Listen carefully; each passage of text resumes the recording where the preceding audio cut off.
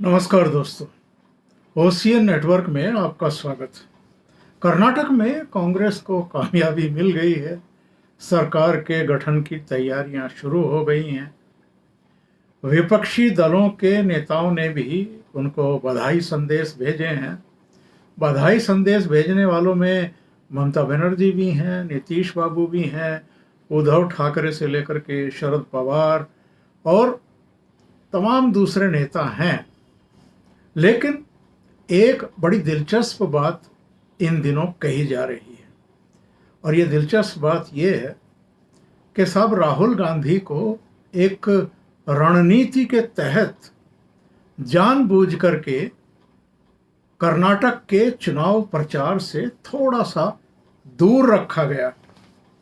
उनकी कुल मिलाकर के एक दो सभाएं हुई हैं, बाकी तो उनकी बहन प्रियंका गांधी वाड्रा, मल्लिकार्जुन खड़गे या जो इनकी लोकल लीडरशिप है सिद्धारमैया, डीके शिव कुमार, दूसरे नेता, उन्होंने ही कमान अपने हाथ में संभाल रखी थी चुनाव प्रचार की।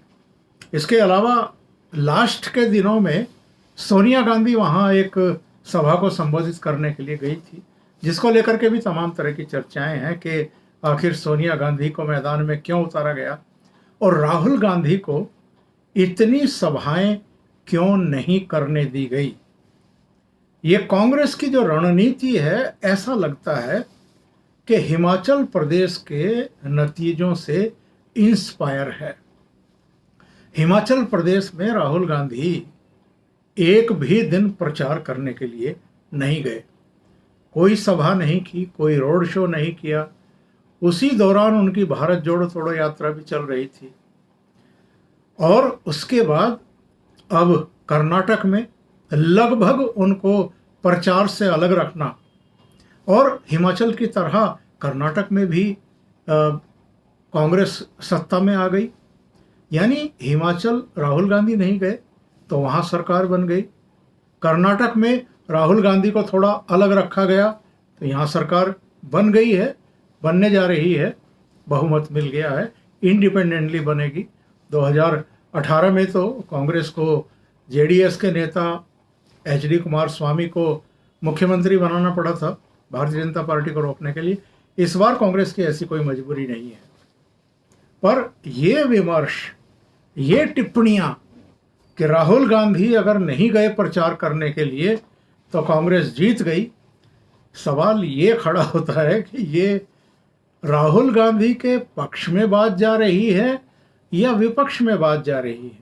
और दिलचस्प देखिए, चाहे सिद्धारमैया हो या डीके शिव कुमार हो या कुछ दूसरे नेता हों, वो जो दावा कर रहे हैं कि अब 2024 में फिर से राहुल गांधी की प्रधानमंत्री पद पर दावेदारी रहेगी, यानी कांग्रेस की तरफ से और कांग्रेस के अलावा विपक्ष की तरफ से अब उनको ही चेहरा बनाया जाएगा, तो इसको लेकर के विपक्ष के बहुत सारे जो नेता हैं, जो खुद भी प्रधानमंत्री पद की दौड़ में हैं, उनकी एक तरीके से भ्रुकुटियां तन गई हैं।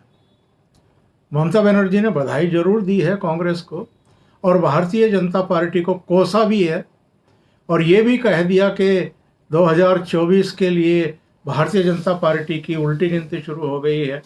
कई दूसरे नेताओं की भी अभिलाषा, आकांक्षा, दुआ बद्दुआ कुछ ऐसी ही है भारतीय जनता पार्टी के लिए और प्रधानमंत्री नरेंद्र मोदी के लिए। लेकिन एक वो कहावत है पुरानी के चीलों के या कौवों के कोसने से कोई पशु जो है वो नहीं मरा करते हैं। तो ऐसे ही विपक्ष तो पता नहीं कब से ये कामना कर रहा है, प्रार्थना कर रहा है कि नरेंद्र मोदी जाएं, हटें और तो उनका कुछ भला हो, यानी मिलीजुली सरकार बने और फिर उसके बाद जो पहले होता था मिलीजुली सरकारों के दौरान वैसा ही कुछ वो फिर करें। पर ऐसा हो नहीं रहा है। 2014 में भी अकेले भारतीय जनता पार्टी को 282 सीटें मिल गई थी, 2019 में 319 सीटें मिल गई। अब यहाँ कर्नाटक में बीजेपी की हार और इससे कुछ समय पहले हिमाचल में बीजेपी की हार, इसको लेकर के अब नए सिरे से एक विमर्श गढ़ा जाने लगा है। और विमर्श ये है कि अब भारतीय जनता पार्टी की उल्टी गिनती शुरू हो गई है। अब जरा याद करिए, 2022 के शुरू में जब उत्तर प्रदेश, उत्तराखंड, पंजाब, मणिपुर, गोवा के रिजल्ट आए थे, तब क्या कहा था? इन विमर्शकर्ताओं ने ही ये कहा था कि अब 2024 में नरेंद्र मोदी की वापसी को नहीं रोका जा सकता। उत्तर प्रदेश में फिर से योगी आदित्यनाथ की सरकार बनना, उत्तराखंड में भी फिर से भारतीय जनता पार्टी की सरकार बनना, मणिपुर, गोवा में भी उसी के द्वारा सरकार में वापस लौटना। पंजाब में उसका कुछ खास था नहीं, वो अकालियों के साथ थी। अकालियों के जो पाप थे उनके चलते उनकी भी बुरी गत हुई और भारतीय जनता पार्टी को भी उसका खामियाजा भुगतना पड़ा। पंजाब में कांग्रेस बाहर हो गई सत्ता से और वहाँ आम आदमी पार्टी की सरकार बन गई। पर गुजरात शायद ये लोग भूल रहे हैं, हिमाचल के साथ गुजरात के भी चुनाव हुए थे और गुजरात में कांग्रेस का क्या हाल हुआ था और भारतीय जनता पार्टी ने जो ऐतिहासिक जीत दर्ज की थी, क्या उसको भुलाया जा सकता है विपक्षी दलों के द्वारा?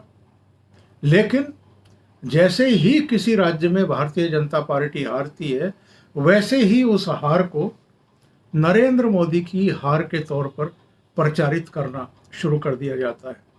इसमें एक तर्क भी दिया जाता है। इसमें कहा जाता है कि जब किसी राज्य में भारतीय जनता पार्टी जीतती है तो उसका श्रेय प्रधानमंत्री नरेंद्र मोदी को क्यों दिया जाता है, और जब भारतीय जनता पार्टी कहीं हार जाती है तो फिर जो लोकल लीडरशिप है उसके कंधे पर इसको क्यों ठेल दिया जाता है। बात अपनी जगह ठीक है, लेकिन ये परिपाटी क्या भारतीय जनता पार्टी के समय से ही अमल में आ रही है, या जो विपक्षी दल हैं जैसे कांग्रेस राष्ट्रीय पार्टी है, जब किसी राज्य में कांग्रेस जीतती है तो उसका श्रेय बड़ा सहज तरीके से 10 जनपद को गांधी नेहरू परिवार को दे दिया जाता है। राहुल गांधी की, सोनिया गांधी की जय जयकार होने लगती है। लगातार कांग्रेस जहाँ जहाँ हारती है वहाँ वो अपनी जिम्मेदारी लेने को तैयार नहीं होते, यानी 10 जनपद परिवार। उत्तर प्रदेश में तो प्रियंका गांधी वाड्रा प्रभारी थी, पूरे राज्य में कांग्रेस को वापस लाने की मुहिम में लगी हुई थी। लड़की हूँ, लड़ सकती हूँ का नारा दे करके चुनाव मैदान में कूदी थी, लेकिन अधिकांश सीटों पर जमानतें जब्त हो गई। क्या प्रियंका गांधी वाड्रा ने ये जिम्मेदारी ली हार की कि मैं ही जिम्मेदार हूँ? उन्होंने तो सबको खुड्डे लाइन लगा दिया था उत्तर प्रदेश में। तो इसका कोई मतलब तर्क संगत कोई जवाब है नहीं, किसी भी दल के पास नहीं है कि जो टॉप लीडरशिप है हार में उसको बचाया जाता है और जो लोकल लीडरशिप होती है राज्य की उसके सिर पर ठीकरा फोड़ दिया जाता है। लेकिन सबसे हैरानी की बात यह है कि जिन राहुल गांधी की भारत जोड़ो यात्रा को श्रेय दिया जा रहा है, कर्नाटक की जीत का, हिमाचल की जीत का, उस भारत जोड़ो यात्रा के दौरान ही गुजरात में नतीजे आए थे, तो उसमें कांग्रेस की हार का श्रेय तो राहुल गांधी की भारत जोड़ो यात्रा को नहीं दिया जा रहा है। तो ये सब मतलब दोगली बातें हैं जिनका कोई मतलब नहीं है। पर सबसे ज़्यादा जो मज़े लिए जा रहे हैं वो इस बात के लिए जा रहे हैं कि साहब हिमाचल में राहुल गांधी प्रचार के लिए नहीं गए, कांग्रेस जीत गई। अब कर्नाटक में नहीं गए, एक आध सभा, एक दो सभा टोकन के तौर पर उन्होंने कर दी, तो वहाँ फिर भारतीय जनता पार्टी हार गई और कांग्रेस चुनाव जीत गई। इसका मतलब क्या है? देखिए, इसका मतलब सीधा सा ये निकलता है कि राहुल गांधी जिन जिन राज्यों में ठीक तरीके से चुनाव प्रचार करते हैं, मतलब पूरा मन लगा करके प्रचार करते हैं, वहाँ कांग्रेस की लुटिया डूब जाती है। और जहाँ वो नहीं जाते हैं, जहाँ कम प्रचार करते हैं, वहाँ पर आमतौर पर कांग्रेस सम्मानजनक स्थिति को प्राप्त कर जाती है। इसका दूसरा मतलब ये भी है कि राहुल गांधी जो भाषण देते हैं, जो मुद्दे उठाते हैं, जो प्रधानमंत्री नरेंद्र मोदी पर सीधे हमले करते हैं, उनके 3-4 उद्योगपति मित्रों की बात करते हैं, या राफेल की पहले बात करते थे, अब हिंडनबर्ग की, गौतम अडानी की बात करते रहे, वो जो राष्ट्रीय अंतर्राष्ट्रीय मुद्दों पर अपना भाषण फोकस करते हैं, उसका राज्यों की राजनीति से कुछ लेना देना नहीं होता है। और संभवतः उसका जो नुकसान होता है उसे टालने के लिए ही इस बार उनको कर्नाटक से दूर रखा गया। नतीजा आप सबके सामने है। तो बहुत सारे लोग हैं विपक्षी दलों के जो अब जरूर एक दूसरे से कह रहे होंगे कि जो राहुल गांधी अपनी कांग्रेस पार्टी को अपने भाषणों से, अपने जनसंपर्क से, अपने प्रचार से कामयाबी नहीं दिलवा पाते हैं, और जिनको पार्टी पीछे रखती है, जिन राज्यों में संभावना बनती है कांग्रेस के जीतने की, तो फिर 2024 में राहुल गांधी को आप प्रधानमंत्री पद का फिर से दावेदार बनाने पर क्यों तुले हुए हैं, जबकि 2014 और 2019 में देश की जनता उनको रिजेक्ट कर चुकी है। तो बात तो बड़ी पते की है, अगर कांग्रेस इस पर गंभीरता से विचार करे तो।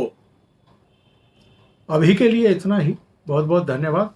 अगर आपको ये चैनल और इसके कंटेंट पसंद आ रहे हैं तो लाइक करें, कमेंट करें, वीडियो को शेयर भी करें।